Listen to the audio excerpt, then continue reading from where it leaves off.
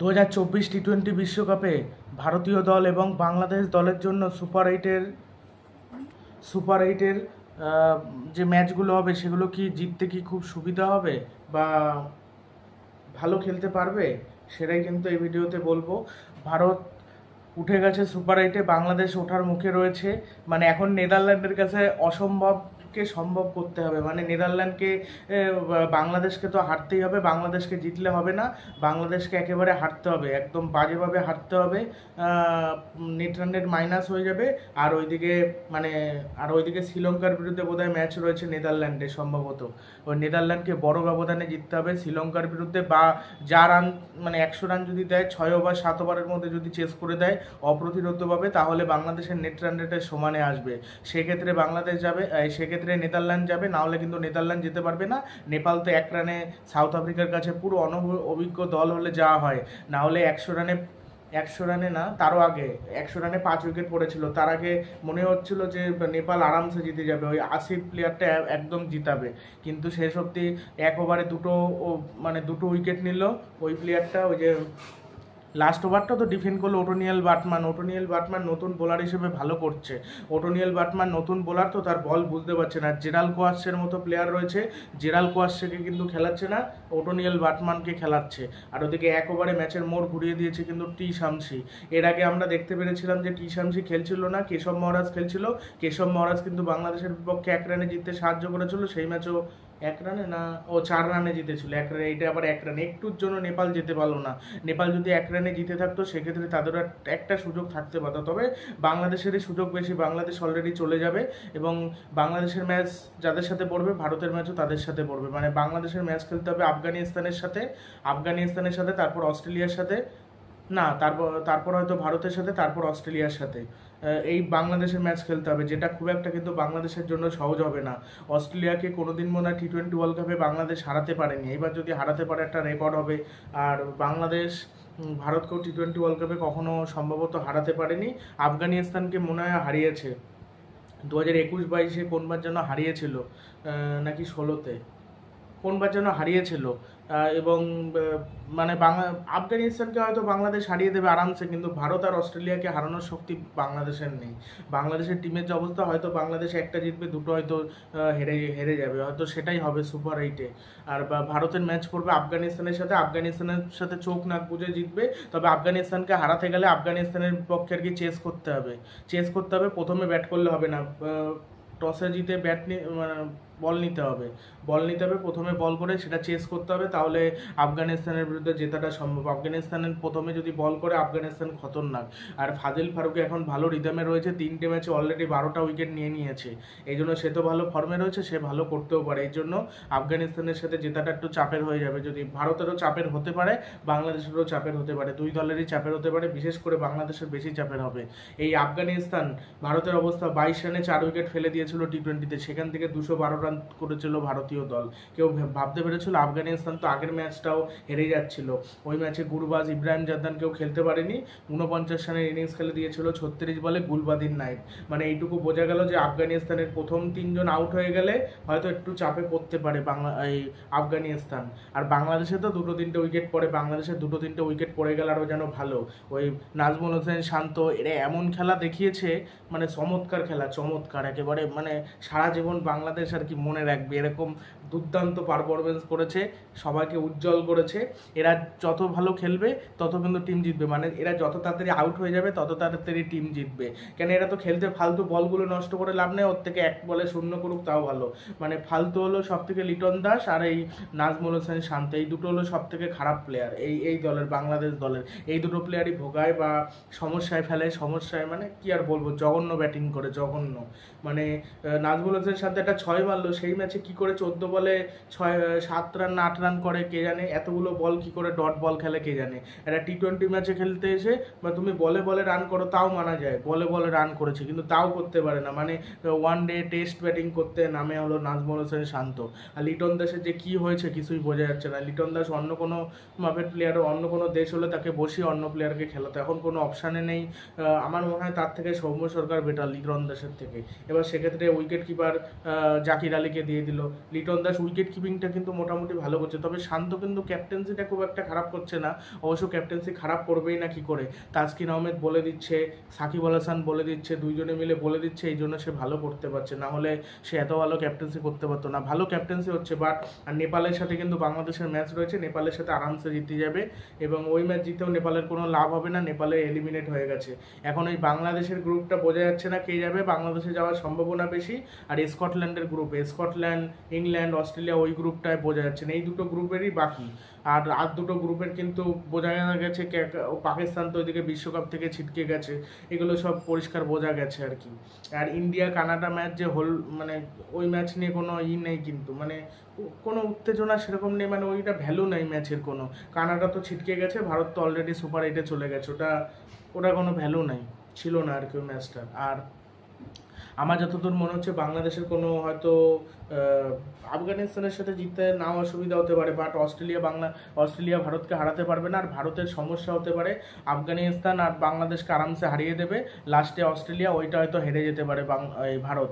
এবার আমি চাই তিনটের মধ্যে যে কোনো একটা হারুক, হারার থেকে যদি প্রথম ম্যাচটা হারে আফগানিস্তানের সাথে সব থেকে ভালো লাগে, আর দুটো বাংলাদেশের সাথে আর অস্ট্রেলিয়ার সাথে না হারলেই খুশি হবো। আফগানিস্তানের সাথে যদি ভারত হেরেও যায় খুব একটা কষ্ট পাবো না, তার কারণ আফগানিস্তান সত্যি ভালো ক্রিকেট খেলেছে, তারা একটা জেতা ডিজার্ভ করে, একবার নাই জিতলো ভারতের বিপক্ষে, তবে ভারতও ছেড়ে কথা বলবে না, ভারতও জেতার চেষ্টা করবে। এবার বৃষ্টির জন্য না হলে কি হবে সেটা পরে দেখা যাবে, সেক্ষেত্রে পয়েন্ট ভাগাভাগি হবে, সেক্ষেত্রে যার পয়েন্ট বেশি থাকবে গ্রুপ থেকে তারাই কিন্তু সেমিফাইনালে যাবে। এবার ভারতের ওই অস্ট্রেলিয়ার সাথে জেতা, বাংলাদেশের সাথে আর আফগানিস্তানের সাথে অসুবিধা হবে না, অস্ট্রেলিয়ার সাথে জেতাটা অসুবিধা হবে।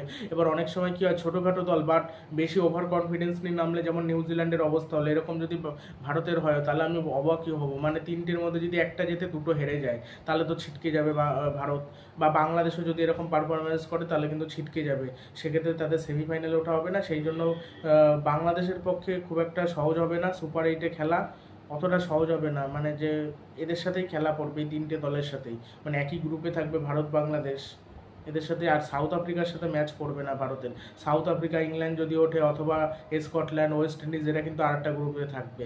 এবার ওয়েস্ট ইন্ডিজ অথবা ইংল্যান্ড অথবা সাউথ আফ্রিকা এদের মধ্যে থেকে যে ভালো খেলবে এরাও সেমিফাইনালে দুটো দল যাবে, ওই দিক দিয়ে সেক্ষেত্রে সাউথ আফ্রিকা আর ওয়েস্ট ইন্ডিজ সেমিফাইনালে গেল, আর ফিনল্যান্ড কেউ পারবে না, স্কটল্যান্ড ওরা কেউ পারবে না। আর এই দিক থেকে কে যেতে পারে, ভারত অস্ট্রেলিয়ায় যেতে পারে, আফগানিস্তান বাংলাদেশ এরা বাদ চলে গেল, এরকমই হয়তো হবে কেন। আর অস্ট্রেলিয়া তিনটে ম্যাচের মধ্যে দুটো হেরে যাবে এটা হতে পারে না, যদি হতেও পারে, যদি ভারতের কাছে হারলো আবার বাংলাদেশ হারিয়ে দিল কোনোভাবে মিরাক্কেল ঘটিয়ে। 2021 সালে কিন্তু টি-20 সিরিজে পরাজিত করেছিল ভারতীয় দল না, বাংলাদেশ দল অস্ট্রেলিয়াকে 2021 সালে পরাজিত করেছিল, এবং সেইবার কিন্তু মানে অবিশ্বাস্য খেলেছিল সাকিব আল হাসান, ব্যাটে এবং বলে পারফরমেন্স করেছিল, নাসুম আহমেদও ভালো বল করেছিল, তারপরে কিন্তু অস্ট্রেলিয়াকে পরাজিত করেছিল সেই স্পিনিং উইকেট করে, এবং হেরে গেছিলো। কিন্তু টি-20 ওয়ার্ল্ড কাপ কিন্তু 2021 সালে জিতেছিল আবার অস্ট্রেলিয়া, নিউজিল্যান্ডকে হারিয়ে এটাই হলো অবস্থা। এখন দেখা যাক কি হয়, তোমাদের কি মনে হয় সেটা অবশ্যই কমেন্ট বক্সে জানিও, এবং ভিডিওটি ভালো লাগলে ভিডিওটি শেয়ার করে দিও। আর আমেরিকা উঠেছে, খুব ভালো কথা, খুবই ভালো খেলেছে 2024 টি-20 বিশ্বকাপে, খুব ভালো খেলেছে, আমি মেনে নিচ্ছি আমেরিকা ভালো খেলেছে, বাট মার্কিন যুক্তরাষ্ট্র ভালো খেললে হবে কি, আমার মনে হয় না সেমিফাইনালে যেতে পারবে না বলে আমার মনে হয়, মানে তার আগে হয়তো বিদায় নেবে, তার কারণ আমেরিকা ওরকম অত ভালো টিম না। ওদের যে মূল যে সমস্যাটা রয়েছে, আমি সমস্যাটা বলার চেষ্টা করছি, করি অ্যান্ডারসন ছাড়া খেলার কেউ সেরকম নেই। আর যারা প্রথমের দিকে, আর মোনাক প্যাটেল আগের দিন খেললো না কেন জানি না, আর অ্যারন জোন্স প্লেয়ারটা ভালো, বাট অতটা ভালো প্লেয়ার নয়, হিটার, বাট এই পিচে কতদূর কি কার্যকরী হবে ঠিক নেই। মোনাক প্যাটেল প্লেয়ারটা খারাপ না, ওই প্লেয়ারটা যদি 40 বলেও 50 রান করে, মোনাক প্যাটেল খেলবে হয়তো, সেক্ষেত্রে হয়তো একটা চান্স থাকবে আমেরিকার জেতার। এছাড়া তাদের সৌরভ নেলভাত্রাকার, ওই প্লেয়ারটা চাকরি করে, চাকরির পাশাপাশি এই খেলে, এবার চাকরি থেকে কিছুদিন ছুটি নিয়েছে, যেহেতু টি-20 ওয়ার্ল্ড কাপে সেমিফাইনাল না, মানে সুপার 8-এ এসছে, সুপার 8-এ খেলবে 3টি করে ম্যাচ, তখন ছুটি লাগবে, সে খেলার পাশাপাশি ল্যাপটপে বসে কিন্তু অফিসিয়ালি কাজ করে, মানে যেহেতু অফিসে চাকরি করে, সেই জন্য ইঞ্জিনিয়ার, সে একজন ইঞ্জিনিয়ার, সেই জন্য ল্যাপটপে বসে কাজটা করে। সে যদি ওই বাইরে যদি নাও চলে যেত, খেলতো, আইপিএলও যদি কোনো দল পেত কম টাকায়, সে একটা ভালো প্লেয়ার হতে পারতো, তার মানে ক্রিকেট জীবন একদম সেরা হতে পারতো। এই প্লেয়ারটা যদি আইপিএলের নাম দেয়, এই শেষ বয়সে এসেও খেলতে পারবে। এখন চাকরি এতদিন তো করলো, এখন তো খেলুক, অসুবিধা নেই। এখন 2-3 বছর যদি খেলেও অসুবিধা নেই, বা খেলার পাশাপাশিও যদি ওই চাকরি করলো তা অসুবিধা খুব তবে খেলার পাশাপাশি চাকরি করা যদি ল্যাপটপে করে তাহলে সম্ভব, না হলে তো আর সম্ভব না। এবার সে যদি চায় যে চাকরি ছেড়ে দেবো, সে হয়তো ক্রিকেট নিয়ে এগোতে চায়নি, এর জন্য হয়তো ভেবেছিল যে আমি সুযোগ পাই কি পাবো না, ওর থেকে চলে যায় অন্য জায়গায়, আমেরিকা পড়াশুনো করে সে চাকরি পায়, চাকরি করে আমেরিকাতে, এই জন্য কিন্তু আমেরিকায় সে থাকে, আমেরিকার হয়ে এখন খেলে। তার জন্ম কিন্তু ভারতেই। সৌরভ নেলভাত্রেকর। আর আলী খান প্রচণ্ড গতি দিয়ে বল করে, সৌরভ নেলভাত্রেকর সুইং করায় বল, কিন্তু ওই ইয়র্কার দিতে পারে না সৌরভ নেলভাত্রেকর। তবে ওই যে আলী খান কিন্তু ইয়র্কার দিতে পারে, আলী খান শুধু গতি দিয়ে বল করে। এই আলী খানকেই বোধহয় আমেরিকার প্লেয়ার হিসেবে আমরা আগে চিনি। করি অ্যান্ডারসন, তারপরে যে অ্যান্ড্রু ঘোষ, এরা তো এক নিউজিল্যান্ডের প্লেয়ার, সাউথ আফ্রিকার প্লেয়ার, সব এনে যোগ করা হয়েছে। অ্যারন জোন্স কানাডার প্লেয়ার বোধহয়, দেখতে লাগে অনেকটা ওয়েস্ট ইন্ডিজের মতো, ওয়েস্ট ইন্ডিজ সাউথ আফ্রিকা ওরকম প্লেয়ার রয়েছে, পুরো টেম্বা বাবুমার মতো দেখতে অ্যারন জোন্স প্লেয়ারটার। ভালো হার্ড হিটার, ভালো লেগ সাইডে খুব স্ট্রং, কিন্তু অফ সাইডে ভালো খেলতে পারে না। অ্যারন জোন্সের খেলা দেখলাম, বাট দেখা যাক কি হয়। আমেরিকা কেমন খেলে। আমেরিকা আফগানিস্তান চমক দেখিয়েছে। বাংলাদেশ সুপার 8-এ যাবে এটা ভাবার মানে সবাই জানতো, কিন্তু সুপার 8 থেকে সেমিফাইনালে যদি যেতে পারে তাহলে বাংলাদেশের জন্য এটা একটা গৌরবময় মুহূর্ত। এবার সেটা যেতে পারে নাকি এখন দেখতে হবে। যেতে গেলে বড় দলগুলোকে হারাতে হবে। এবার বড় দলগুলোতে আমার মনে হয় হারাতে পারবে না বাংলাদেশ, যা সত্যি কথা তাই বললাম। অনেকে হয়তো মানে যে আমি যেটা বাস্তব সেটাই কিন্তু বলি। এবার অনেকে বলতে পারে যে জিতে যাবে, হ্যাঁ জিতে যেতে পারে যদি খুব ভালো ক্রিকেট খেলে, প্রতিটা প্লেয়ার রান পাবে না, বাট কিছু প্লেয়ার যদি রান পায় তাহলে কোনো অসুবিধা নেই। সাকিব, তাওহিদ হৃদয় আর তানজিম হাসান তামিম, এই 3টে প্লেয়ার যদি খেলে দেয় দুটো ম্যাচে, আর একটা ম্যাচে হয়তো এরা খেলতে পারলো না, লিটন দাস একটা ম্যাচে খেলে দিল, বা শান্ত একটা ম্যাচে খেলে দিল, আর একটা ম্যাচে শেষের দিকে কেউ মাহমুদুল্লাহ ফিনিশ করলো, বা অথবা জাকির আলীকে যেই জায়গায় খেলানো হচ্ছে সেই জায়গা খুব ইম্পর্টেন্ট। এবার সে সেই জায়গা সদ্ব্যবহার করতে পারছে না। এবার সে প্রথম টি-20 বিশ্বকাপ খেলছে, আমি মেনে নিচ্ছি, তাই বলে এত খারাপ পারফরমেন্স করবে? রানই পাচ্ছে না, সেভাবে রানই নিতে পারছে না, রান পাচ্ছে না। হ্যাঁ, এটাই হচ্ছে ব্যাপার। ভারত এবং অস্ট্রেলিয়ার মধ্যে টি-20 ওয়ার্ল্ড কাপে মোট 5বার ম্যাচ হয়েছে, 3বার জিতেছে ভারত, 2বার জিতেছে অস্ট্রেলিয়া। এই দিক দিয়ে হেড টু হেড রেকর্ডে কিন্তু একটু এগিয়ে রয়েছে ভারতীয় দল। আর এদিকে বাংলাদেশ এবং ইন্ডিয়ার মধ্যে 5টা ম্যাচ খেলা হয়েছে, 5টা ম্যাচই জিতেছে। 5টা না 4টে দেখিনি, 4টে ম্যাচ খেলেছে, 4টে কিন্তু হেরেছে বাংলাদেশ। মানে ভারতের বিপক্ষে মানে টি-20 ওয়ার্ল্ড কাপে একবারও জিততে পারেনি বাংলাদেশ। একবার জিততে পারতো 2016 টি-20 ওয়ার্ল্ড কাপে, 1 রানে জিতেছিল ভারতীয় দল, সে মহেন্দ্র সিং ধোনির সেরা রান আউট ছিল। আর এই যে অস্ট্রেলিয়ার বিপক্ষে যে ভারতীয় দল জিতেছে, এইটা অস্ট্রেলিয়াকে হারাতে পেরেছে তার কারণ ওই বিরাট কোহলির জন্য। বিরাট কোহলি ওই 2016 টি-20 ওয়ার্ল্ড কাপে অপ্রতিরোধ্য খেলে দিয়েছিল, একদম জেতানো ইনিংস। এছাড়া আরেকটা কোনবার যেন খেলেছিল ভালো, 2022-এ খেলেনি, 21-এও খেলেনি, 2014-তে মনে হয় খেলেছিল, এরকম অপ্রতিরোধ্য ইনিংস। আর অস্ট্রেলিয়া এবং বাংলাদেশের মধ্যে টি-20 ওয়ার্ল্ড কাপে 5বার ম্যাচ হয়েছে, 5বারই কিন্তু বাংলাদেশ হেরে গেছে, 5বারে জিতেছে অস্ট্রেলিয়া। অস্ট্রেলিয়াকে কখনোই হারাতে পারেনি, 2014-তে হারাতে পারেনি। অস্ট্রেলিয়া 7 উইকেটে জিতেছিল। 16 টি-20 ওয়ার্ল্ড কাপে অস্ট্রেলিয়া 3 উইকেটে জিতেছিল। আর 2021 টি-20 ওয়ার্ল্ড কাপে অস্ট্রেলিয়া 8 উইকেটে জিতেছিল। আর 2007 এবং 2010-এ অস্ট্রেলিয়া বেশিরভাগ চেস করে জিতেছে। 2007 টি-20 ওয়ার্ল্ড কাপে অস্ট্রেলিয়া 9 উইকেটে জিতেছিল, সেটা মনে হয় 73 রানে অল আউট হয়ে গেছিলো বাংলাদেশ, আর ওরা 78 রানে অল আউট হয়েছিল একবার। আর 2010-এ অস্ট্রেলিয়া 27 রানে জিতেছিল। মানে অস্ট্রেলিয়া এবং ভারতের বিরুদ্ধে বাংলাদেশের রেকর্ড কিন্তু খুবই খারাপ,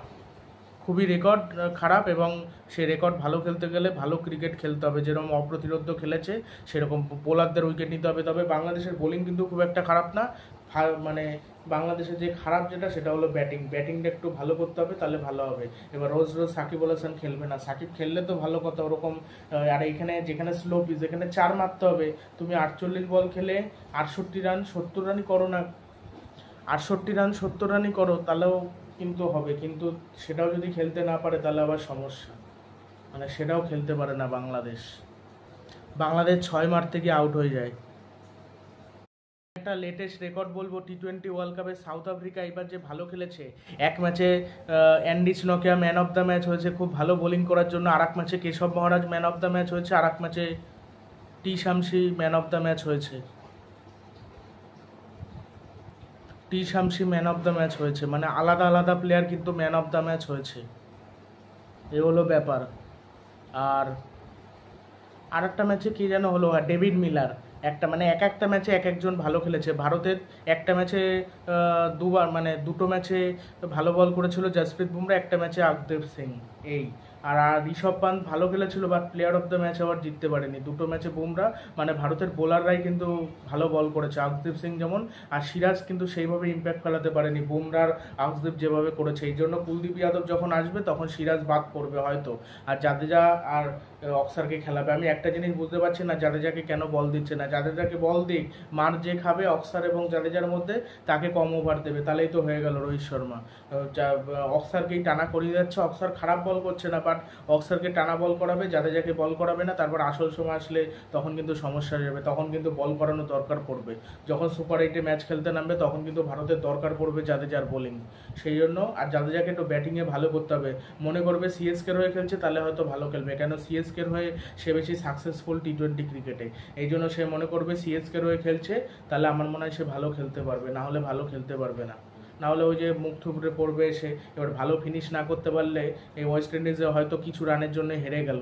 যেখানে 170, 75, 80 রান হওয়া উচিত ছিল, সেখানে হলো 165 রান, 60 রান। এবার একটু 10-20 রান কম হওয়ার জন্য ওই দল একটু আরামসে চেস করে দিল, বা হয়তো একটু কিছু রান বেশি হলে একটা লড়াইটা হতো বা জিততে পারতো ভারত, এরকম কিন্তু সময়টা আসবে। এই জন্য ওগুলো ভালো ফিল্ডিং দিতে হবে ভারতকে। বাংলাদেশের ফিল্ডিং কিন্তু ভালো না, বাংলাদেশের ফিল্ডিংটা ভালো করতে হবে। ভারতের ফিল্ডিংটা ভালো, বাট ভালো ক্যাচ ট্যাচ ধরেছে, বাট ওই অনেক সময় হয় না দুর্ভাগ্যবশত একটা ক্যাচ মিস হয়ে গেল, মানে এরকম যেন না হয়। এবার এগুলো ইচ্ছা করে তো কেউ করে না, হয়তো হাতের থেকে ফসকে পড়ে গেল, যে ভালো ফিল্ডার তার হাত থেকে ক্যাচ পড়ে গেল, এগুলো সরাসরি হয় না, হুট করে পড়ে গেল, এটাই হলো সমস্যা। এটা পড়লেই সমস্যা, তখন ম্যাচটা হেরে যায়। ক্যাচ পড়া মানে ম্যাচ মিস, ক্যাচ মিস মানে ম্যাচ মিস, এরকম কিন্তু হয়ে থাকে। এবার এগুলো বুঝে খেলতে হবে, তাহলে আমার মনে হয় সুপার 8 জিতবে। সুপার 8টা সুপার 8-এর মতো করেই খেলা উচিত। এই ম্যাচগুলোই তো দেখে মজা আসবে টি-20 ওয়ার্ল্ড কাপের, এই তো শেষের দিকের ম্যাচ, তারপর তো সেমিফাইনাল, তারপর ফাইনাল, তারপর টি-20 ওয়ার্ল্ড কাপ শেষ, তারপর কিন্তু ফুটবল, তারপর এই ক্রিকেটের আছে সিরিজ বিভিন্ন, জিম্বাবুয়ের সাথে ছোটোখাটো, সেই ম্যাচ অনেকেই দেখে মজা পারবে না, অনেকে দেখবেও না। জিম্বাবুয়ের সাথে টি-20 সিরিজ রয়েছে, এইগুলো সেখানে রিঙ্কু সিং, তিলক বর্মা, ঈশান কিষান, এদেরকে আবার হয়তো নিয়ে আসা হতে পারে, যশস্বী জয়সওয়াল, ওরা হয়তো সুযোগ পেলো, বা গিল, আবেশ খান, এরা হয়তো বোলার হলো, আর জসপ্রীত বুমরা টুমরা রেস্ট। কেএল রাহুলকে সেখানে খেলাবে নাকি জানি না, কেএল রাহুলকে নিতেও পারে, আবার হয়তো কেএল রাহুলকে নিল না সেই সিরিজের জন্য। অনেকে কেএল রাহুলকে এই টি-20 ওয়ার্ল্ড কাপে মিস করছে, মিস করলেও কিছু করার নেই, কেন কার জায়গায় খেলবে। সঞ্জু স্যামসনের 3টে ম্যাচ, একটা ম্যাচও কিন্তু খেলার সুযোগ পায়নি, 3টে কি 4টে ম্যাচ সম্ভবত, সেটাই মানে অনেক প্লেয়ারই সুযোগ হয়নি। কুলদীপ যাদব চাহাল বসে রয়েছে,